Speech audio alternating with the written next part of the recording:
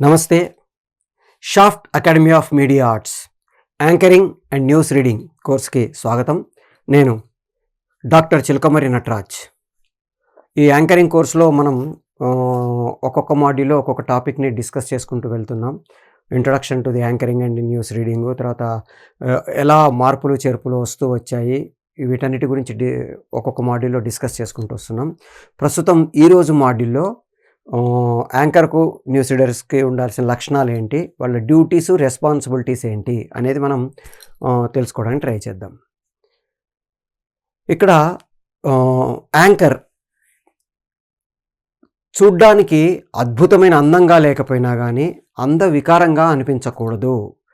జనరల్గా యాంకర్స్ వీళ్ళు అందంగా ఉండకపోయినా పర్వాలేదు, కానీ చూడ్డానికి ఎబ్బెట్టుగా అనిపించకూడదు వాళ్ళు. ఎందుకంటే చూసే ప్రేక్షకుడికి వాళ్ళని చూడగానే అబ్బా వీళ్ళేంటి ఇలా ఉన్నారు అని ఒక ఫీలింగ్ రాకూడదు. మన అందం ఇంపార్టెంట్ కాదు, మనం ఎలా ఉన్నా ఒక 2 నిమిషాల్లో మన భాషతోటి మన ప్రజెంటేషన్ తోటి వాళ్ళని మన గ్రిప్లోకి తీసుకొని వెళ్ళొచ్చు. కానీ ఫస్ట్ క్వాలిటీ ఒక ఛానల్ వాళ్ళు కానీ లేకపోతే కంపెనీ వాళ్ళు కానీ యాంకర్స్ దగ్గర చూసే, న్యూస్ రీడర్స్ దగ్గర చూసే ఫస్ట్ క్వాలిటీ ఏంటంటే చూడ్డానికి బాగుండడం. సో అద్భుతమైన అందం లేకపోయినా కానీ చూడ్డానికి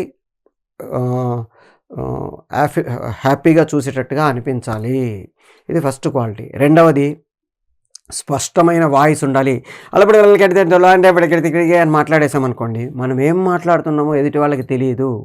జనరల్గా లైవ్లో వెళ్ళిపోయేటప్పుడు ఆ భాష మీద పర్ఫెక్ట్ కంట్రోల్ లేకపోతే వినేవాళ్ళకి మనం ఏం మాట్లాడుతున్నామో అర్థం కాదు. అందుకని మనం మాట్లాడే ప్రతి మాట ఎదుటి వాళ్ళకి క్లియర్గా స్పష్టంగా అర్థమయ్యేటట్టుగా మన భాష ఉండేటట్టుగా మనం జాగ్రత్తలు తీసుకోవాలి. ఆ లక్షణాలు ఉండాలి.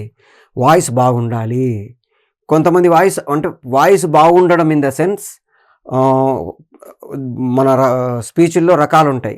బారిటోన్ అంటాము, బేస్ వాయిస్ అంటాము. ఇట్లా మనం ఇంకొక మాడ్యూల్లో వాటి గురించి మనం డిస్కస్ చేసుకుంటాం. Qualities of speech and voice and స్పీచ్కి సంబంధించిన క్వాలిటీస్ గురించి మాట్లాడుకున్నప్పుడు వాటి గురించి మనం ఇంకా డీటెయిల్గా డిస్కస్ చేసుకుంటాం. బట్ వాయిస్ వినడానికి మరీ కర్ణకఠోరంగా ఉండకూడదు. కొంతమంది వాయిస్లు వింటుంటే అబ్బా అనిపిస్తుంటుంది, అలా అనిపించకూడదు. జనరల్గా ఫోటోజెనిక్ ఫేస్ లాగా మైకోజెనిక్ వాయిస్ అంటాము. అంటే వాయిస్ వింటే చెవులకి ఇరిటేషన్ రాకుండా ఉండాలి. కొంతమంది వాయిస్లు మైకోజెనిక్గా ఉండవు, వాయిస్ వింటుంటే చాలా ఇబ్బందికరంగా అనిపిస్తుంటుంది.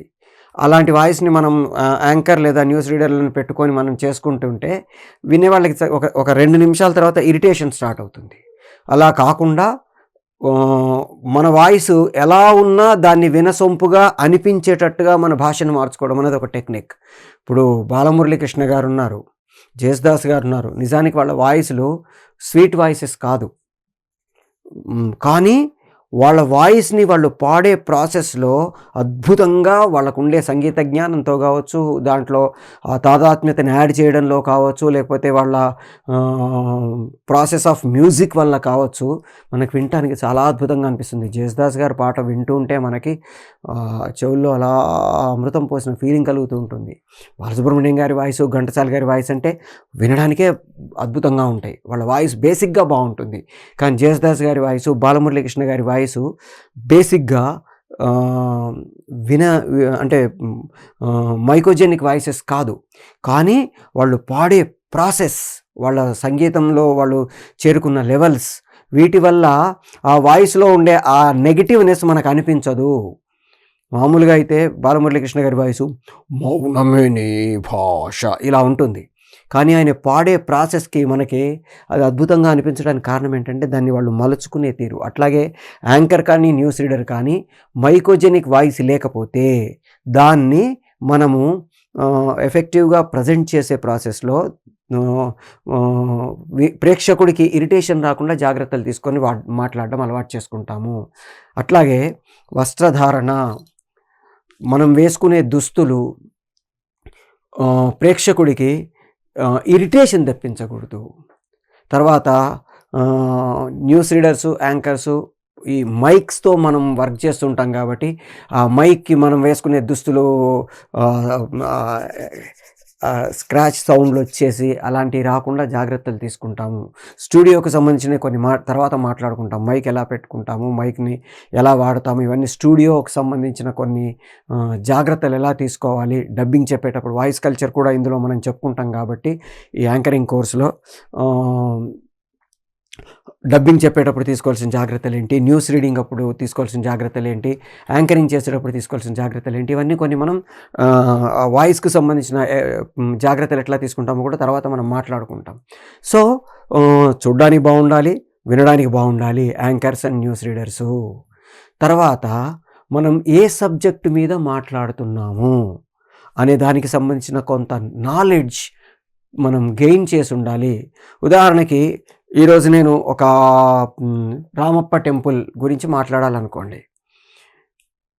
ఇది మనం ఫస్ట్ నుంచి మాట్లాడుకున్నట్టుగా లైవా, రికార్డెడా, ఎట్లా చేస్తున్నాము అంటే స్టూడియో బేస్డ్ చేస్తున్నామా, అక్కడికి వెళ్ళి చేస్తున్నామా? స్టూడియో బేస్డ్ అనుకోండి, టెలిప్రాంప్టర్ మీద మనకి టైప్ చేసి ఇచ్చింది చదువుకుంటూ వెళ్ళడం అనేది యాంకరింగ్ అనిపించుకోదు. ఒక డాక్యుమెంటరీకి వాయిస్ ఓవర్ చెప్పినట్టుగా చెప్పకూడదు. లైవ్లీనెస్ అంటాము. యాంకరింగ్ చేసేటప్పుడు కానీ, న్యూస్ రీడింగ్ కానీ చేసేటప్పుడు పర్టికులర్గా న్యూస్ రీడర్ కాదు కానీ న్యూస్ రిపోర్టరు, న్యూస్ ప్రెజెంటరు ఇద్దరు లైవ్లీనెస్ కనబడాలి. యాంకర్‌లో ఆ లైవ్లీనెస్ కనబడాలి. వినేవాళ్ళకి ఆ సబ్జెక్టు గురించి ఇంకా తెలుసుకోవాలని ఒక కుతూహలం కలిగేటట్టుగా యాంకర్ లేదా news reader, news reporter, news presenter దాన్ని ప్రజెంట్ చేయాలి. దానికోసం మళ్ళీ కొన్ని ప్లాట్‌ఫామ్ స్కిల్స్, ప్రెజెంటేషన్ స్కిల్స్ వీటి గురించి మనం ఇంకొక మాడ్యూల్‌లో డిస్కస్ చేసుకుంటాం. సో, ప్రోగ్రామ్ ఏదైతే ఉందో మనం ఇప్పుడు యాంకరింగ్ చేసేది లేదా న్యూస్ ప్రజెంట్ చేసేది లేదా డాక్యుమెంటరీ ప్రజెంట్ చేసేది, రిపోర్ట్ చేసేది ఏదైతే ఉందో దానికి సంబంధించిన బేసిక్ నాలెడ్జ్ మనం తెలుసుకొని ఉండాలి. ఇప్పుడు ఇంతకుముందు మాట్లాడినట్టు రామప్ప టెంపుల్ గురించి నేను ఒక ప్రోగ్రామ్ చేస్తున్నాను అనుకోండి. రామప్ప టెంపుల్ అసలు ఎక్కడుంది, అక్కడికి ఎలా రీచ్ అవుతాము, ఇలాంటి బేసిక్ నాలెడ్జ్తో పాటు దాని స్పెషాలిటీ ఏంటి, అక్కడికి మనం ఎందుకు వెళ్తున్నాం, మన ఛానల్ వాళ్ళు రామప్పకి వెళ్ళి తీసుకొని రమ్మన్నారు కదా, రామప్పకి వెళ్ళి తీసుకొని రావడము, లేకపోతే అక్కడికి వెళ్ళి మనం మన వీడియోగ్రాఫర్ని పెట్టేసిన తీయవయ్యా అని మనం ఏదో అప్పచెప్పినట్టుగా చెప్పడమో కాకుండా అసలు రామప్ప టెంపుల్ స్పెషాలిటీ ఏంటి, అక్కడ ఉండే ఆర్కిటెక్చర్ కానీ, స్కల్ప్చర్ కానీ, లేకపోతే అక్కడ ఉండే ఆ చెరువులో తేలే ఇటుకలు కానీ, ఇట్లా ప్రతీదీ మనం ముందే తెలుసుకుంటే అక్కడ వెళ్ళిన తర్వాత అక్కడ వాళ్ళు చెప్తే తెలిసింది పరిగెత్తుకుంటూ వెళ్ళాము అన్నట్టు కాకుండా మనం ప్రోగ్రామ్ని ప్లాన్ చేసుకోవడం కానీ, ఏది ముందు చెప్పాలి, ఏది తర్వాత చెప్పాలి, దేంతో మొదలు పెట్టాలి, దేంతో కన్క్లూడ్ చేయాలి, ఎక్కడ మనం ఎనలైజ్ చేసుకోవాలి, ఎక్కడ మనం దాన్ని డివిజన్ చేసుకుంటూ వెళ్ళాలి అనే విషయం యాంకర్గా మనకి ఒక అవగాహన వస్తుంది. స్క్రిప్ట్ రాసిచ్చారు నేను చదివాను అన్నట్టుగా ఉండకూడదు. అది మనమే చెప్తే, మనమే ఈ ప్రోగ్రామ్‌ని డిజైన్ చేస్తే ఎలా ఉంటుందో అలా ఉండేటట్టుగా మనం ఆ బేసిక్ నాలెడ్జ్, ఇప్పుడు చార్మినార్ అన్నాము, చార్మినార్ దగ్గరికి వెళ్ళి చార్మినార్ చుట్టూ ఉండే షాపులు చూపించాము వచ్చేసాము కాదు. అసలు చార్మినార్ ఎందుకు కట్టారు, ఎప్పుడు కట్టారు, ఆ కట్టడంలో ఉండే స్పెషాలిటీస్ ఏంటి, ఆ కట్టడం ఏ మెటీరియల్తో కట్టారు, ఇట్లా కనీసం మినిమం ఒక బేసిక్ ఇన్ఫర్మేషన్ దానికి సంబంధించింది తెలుసుకుంటే, అట్లాగే న్యూస్ రీడర్సు పక్కన పెడితే, న్యూస్ రీడర్స్ అంటే స్టూడియోలో కూర్చుంటాము, వాళ్ళు ఏదైతే ప్రాంప్టర్లో ఉందో ఆ న్యూస్ చదువుకుంటూ వెళ్తాము. But news reporters, news presenters దగ్గరికి వెళ్ళేసరికి అక్కడ జరిగిన విషయాలేంటి, వెళ్ళే ముందే కొంచెం అసలు ఇన్ఫర్మేషన్, మనం దానికి సంబంధించిన బేసిక్ ఇన్ఫర్మేషన్ తెలుసుకుంటే, అక్కడ వాళ్ళని అడిగే క్వశ్చన్స్ కావచ్చు, లేకపోతే అక్కడ వాళ్ళతోటి చెప్పించే ప్రాసెస్ కావచ్చు, మనం అక్కడ దానికి సంబంధించిన ఇన్ఫర్మేషన్ ఇవ్వడం కావచ్చు, ఇవన్నీ ఇన్డెప్త్గా ఉండి మిగతా ఛానల్స్ కంటే లేకపోతే మిగతా వాళ్ళకంటే మనం ఎఫెక్టివ్గా ప్రజెంట్ చేసినట్టుగా అనిపిస్తుంది. లేకపోతే అన్నీ ఏ ఛానల్ పెట్టినా ఇలాగే ఉంటుంది, సర్లే ఏదో ఒకటి తోసేస్తారు అన్నట్టు అనిపించింది అనుకోండి, మన ఛానల్ లేదా మన న్యూస్ ప్రజెంటేషన్ లేదా మన న్యూస్ రిపోర్టింగ్ని విడిగా చూడరు.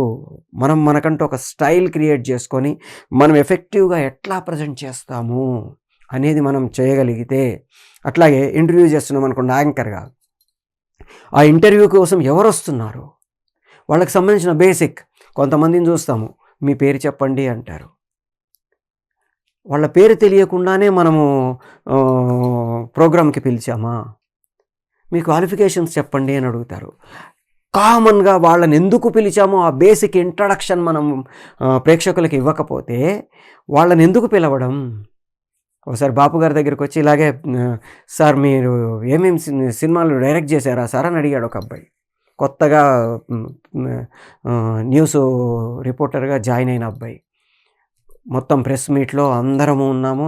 ఇంకా ఏమనాలో అర్థం కాల మా అందరికి. తెలుసుకోకుండానే వచ్చి కూర్చున్నావా అనిపిస్తుంది. కాబట్టి మనం ఎవరిని ఇంటర్వ్యూ చేస్తున్నాము, ఎవరితో ప్రోగ్రామ్ చేస్తున్నాము, ఎక్కడ ప్రోగ్రామ్ చేస్తున్నాము, ఏం ప్రోగ్రామ్ చేస్తున్నాము, ఆ ప్రోగ్రామ్ తాలూకు బేసిక్స్ మనం తెలుసుకొని ఉండడం అనేది ఒక news reader, news reporter, news presenter లేదా ఒక యాంకర్ యొక్క బాధ్యత. దాన్ని ఎంత ఎఫెక్టివ్గా ప్రజెంట్ చేస్తాం మనము అనేది మనకు తెలిసిన బేసిక్ నాలెడ్జ్ని బట్టి ఉంటుంది. తర్వాత ఒక ఇంటర్వ్యూ చేస్తున్నప్పుడు మేజర్గా కొన్ని క్వశ్చన్స్ అనుకుంటాం. ఆ క్వశ్చనీర్ ప్రిపేర్ చేసుకుంటాము. ఆ ప్రిపేర్ చేసుకున్న క్వశ్చన్స్ని ఒక ఆర్డర్లో పెట్టుకుంటాము. ఆర్డర్లో పెట్టుకున్న తర్వాత క్వశ్చన్స్ అడిగే ప్రాసెస్లో వాళ్ళని అడిగిన తర్వాత వాళ్ళు చెప్పిన జవాబులో నుంచి మళ్ళీ కొన్ని సప్లిమెంటరీ క్వశ్చన్స్ అంటాము. అంటే మేజర్ క్వశ్చన్ అడిగిన తర్వాత దాంట్లో నుంచి సప్లిమెంటరీ క్వశ్చన్స్ని మనం అప్పటికప్పుడు ఎనలైజ్ చేసుకొని ఇది అడిగితే ఇంకా ఎక్కువ ఇన్ఫర్మేషన్ ప్రేక్షకులకు తెలుస్తుంది. దాదాపు ఇప్పుడు ఉదాహరణకి దాసనారాయణరావు గారు 152 సినిమాలు డైరెక్ట్ చేశారు. సార్ మీరు ప్రశ్న అడిగాము, 152 సినిమాలు డైరెక్ట్ చేశారు కదా, ఇన్ని సినిమాలు డైరెక్ట్ చేయడానికి మీకు టైం ఎక్కడ దొరికింది అని నేను ప్రశ్న అడిగాను అనుకుందాం. 152 సినిమాలు ఏంటయ్యా బాబు, అంతకుముందు ఒక 16 సినిమాలకు నేను అసిస్టెంట్ డైరెక్టర్గా చేశాను అన్నాడు ఆయన. డైరెక్టర్గా చేయకముందు దాదాపు ఒక 15-20 సినిమాలకు అసిస్టెంట్ డైరెక్టర్గా చేశారు. అంటే ఆ ఇన్ఫర్మేషన్ ఆయన మనకిచ్చింది. ఇప్పుడు దాంట్లో నుంచి నేను సప్లిమెంటరీ క్వశ్చన్ తీసుకుని, వండర్ఫుల్ సార్, మీరు ఈ 150 సినిమాలు చేయడానికి మీరు అసిస్టెంట్గా పనిచేసిన డైరెక్టర్స్లు వాళ్ళ దగ్గర నుంచి మీరు నేర్చుకున్న అంశాలు ఏమున్నాయి, రైట్? షాఫ్ట్ అకాడమీ మనకు రకరకాల కోర్సెస్ని ఆఫర్ చేస్తుంది. సినిమా ఇండస్ట్రీకి సంబంధించిన 3 major wings, film making, animation, fine arts, ఈ 3 వింగ్స్లో డిఫరెంట్ కోర్సెస్ని అందిస్తున్న ఏకైక ఆర్గనైజేషన్ మనకి సౌత్ ఇండియాలో షాఫ్ట్. ఇండియాలో, భారతదేశంలో, ప్రపంచంలోనే అతి తక్కువ ఇన్స్టిట్యూషన్స్ ఈ 3 వింగ్స్ ఒకే చోట ఉన్నాయి. ఫిల్మ్ మేకింగ్, యానిమేషన్ ఉండొచ్చు, యానిమేషన్ ఫైన్ ఆర్ట్స్ ఉండొచ్చు, ఫైన్ ఆర్ట్స్ ఫిల్మ్ మేకింగ్ ఉండొచ్చు. కానీ ఈ 3 కలిపి ఒకే ప్లేస్లో ఆఫర్ చేస్తున్న అతి తక్కువ ఆర్గనైజేషన్స్లో, ఇన్స్టిట్యూషన్స్లో షాఫ్ట్ అకాడమీ ఒకటి. సో మీకు ఎప్పుడైతే ఈ యాంకరింగ్, ఈ న్యూస్ రీడింగ్ కోర్స్ నేర్చుకుంటున్నారో అట్లాగే మిగతా కోర్సెస్ కూడా నేర్చుకోవడానికి ట్రై చేయండి. మిమ్మల్ని మీరు ప్రజెంట్ చేసుకునే ప్రాసెస్లో పర్సనాలిటీ డెవలప్మెంట్ కోర్సెస్ ఉన్నాయి, యాక్టింగ్ కోర్సెస్ ఉన్నాయి, అట్లా వాయిస్ అండ్ స్పీచ్కి సంబంధించిన డిఫరెంట్ కోర్సెస్ ఉన్నాయి. వీటన్నిటిని మీరు నేర్చుకోగలిగితే మిమ్మల్ని మీరు ప్రజెంట్ చేసుకునే ప్రాసెస్ ఇంకా ఎఫెక్టివ్గా ఉంటుంది. షాఫ్ట్ అకాడమీ మనకి మామూలుగా ఏదో కోర్సు నేర్పామా పంపామా అని కాకుండా అథెంటిక్గా సర్టిఫికేషన్ తోటి, ఒక Potti Sriramulu Telugu university, Krishna university, Annamalai university లాంటి యూజీసీ రికగ్నైజ్డ్ యూనివర్సిటీస్తో అఫిలియేషన్ తీసుకొని వాటితో అథెంటిక్ సర్టిఫికేషన్ తోటి, అది కూడా అతి తక్కువ ఫీజులతో మీరు కంపేర్ చేసుకుంటే మీకు ఏ ఇన్స్టిట్యూషన్ కూడా ఇంత తక్కువ ఫీజులతో మీకు కోర్సు ఆఫర్ చేయట్లేదు. అతి తక్కువ ఫీజులతో మీరు కోర్సు నేర్చుకునే అవకాశం ఉంటుంది. మినిమం ఫీజులతో కోర్సు నేర్చుకునే అవకాశం ఉంటుంది. కాబట్టి మోర్ దెన్ 1 కోర్సెస్ నేర్చుకోండి. ఎప్పుడు కూడా మల్టిపుల్ టాలెంట్ అనేది మనల్ని మిగతా వాళ్ళకంటే ఒక 2 అడుగులు ముందుంచుతుంది. కాబట్టి మీరు మల్టిపుల్ టాలెంట్ పర్సన్గా మిమ్మల్ని ఇండస్ట్రీలో పరిచయం చేసుకోవడానికి వీలుగా డిఫరెంట్ కోర్సెస్ నేర్చుకోవడానికి ట్రై చేయండి. ఇప్పుడు ఈ యాంకరింగ్ కోర్సుతో పాటు మిగతావి కూడా నేర్చుకొని మిమ్మల్ని మీరు ఇండస్ట్రీలో ఒక మంచి ఎఫెక్టివ్గా ప్రజెంట్ చేసుకోవడానికి ప్రయత్నం చేయండి. All the best.